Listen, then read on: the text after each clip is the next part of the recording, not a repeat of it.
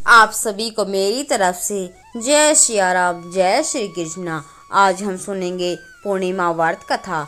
हिंदू धर्म में पूर्णिमा तिथि का विशेष महत्व माना गया है। इस दिन जातक पवित्र नदियों में स्नान करते हैं और अपनी सामर्थ्य के अनुसार दान करते हैं।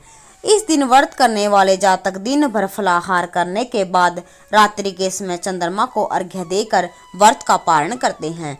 पूर्णिमा के दिन चंद्रमा की पूजा बहुत ही महत्वपूर्ण मानी गई है। कहते हैं इस दिन चंद्रमा का पूजन करने से व्यक्ति को मानसिक संकटों से छुटकारा मिलता है और भगवान विष्णु की कृपा बनी रहती है। आइए सुनते हैं पूर्णिमा व्रत कथा। काशीपुर नगर में एक गरीब ब्राह्मण को भिक्षा मांगते देखकर भगवान विष्णु जी ने स्वयं ही एक बूढ़े ब्राह्मण के रूप में उस निर्धन ब्राह्मण के पास गए और कहने लगे, हे प्रिय, श्री सत्यनारायण भगवान मनोवांछित फल देने वाले हैं। तुम उनका पूजन और व्रत करो, जिसे करने से मनुष्य सब प्रकार के दुखों से मुक्त हो जाता है। इस व्रत में उपवास का भी अपना महत्व है, किंतु उपवास में मात्र भोजन न लेना ही नहीं समझना चाहिए। उपवास के समय हृदय में यह धारणा होनी चाहिए कि आज श्री सत्यनारायण भगवान हमारे पास ही विराजमान है, अतः अंदर व्यवहार सुचिता बनाए रखनी चाहिए और श्रद्धा और विश्वास पूर्वक भगवान का पूजन कर उनकी मंगलमयी कथा का स्मरण करना चाहिए। श्री सत्यनारायण की कथा बताती है कि व्रत पूजन करने में मानव मात्र का ही समान अधिकार है, चाहे वह निर्धन, धनवान, राजा हो या व्यवसायी, ब्राह्मण हो या अन्य वर्ग, स्त्री हो या पुरुष।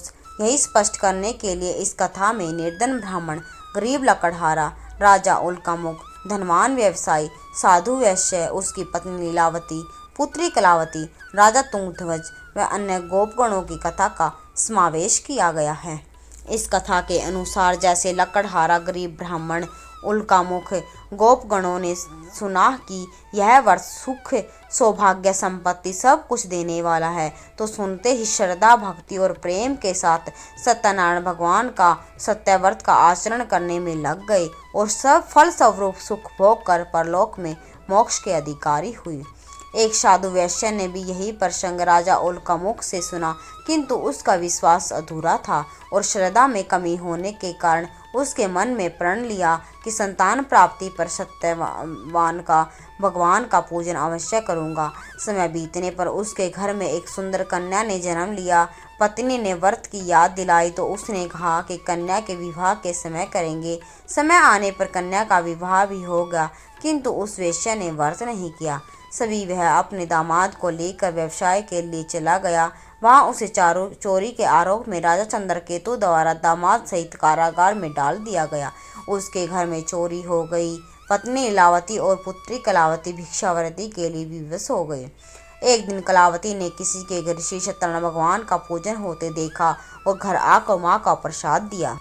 तब माँ ने अगले दिन श्रद्धा से व्रत पूजन कर भगवान से पति और दामाद के शीघ्र वापस लौटाने का वरदान मांगा। श्री हरि प्रसन्न हो गए और स्वप्न में राजा को कह दिया कि वह दोनों बंदियों को छोड़ दे, क्योंकि वह निर्दोष है। राजा ने अगली सुबह उनको धन धान्य और प्रचुर द्रव्य देकर उन्हें विदा किया। उन्होंने घर आकर पूर्णिमा और संक्रांति को सत्यव्रत का जीवन भर आयोजन करता रहा। परिणाम स्वरूप उसे सांसारिक सुख भोग कर मोक्ष प्राप्त हुआ। इसी प्रकार एक बार राजा तुंगध्वज ने वन में गोपगणों को श्री सत्यनारायण भगवान का पूजन करते हुए देखा, किंतु अपने अभिमान की वजह से राजा न तो पूजन स्थल पर गया और न ही उसे दूर से प्रणाम किया और न ही गोपगणों द्वारा दिया गया प्रसाद ग्रहण किया।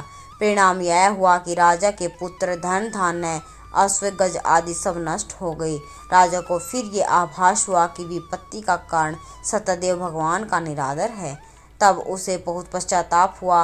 वह तुरंत वन में गया और गोपगणों को बुलाकर उनसे सत्यनारायण भगवान की पूजा विधि पूछी और बाद में पूजा की।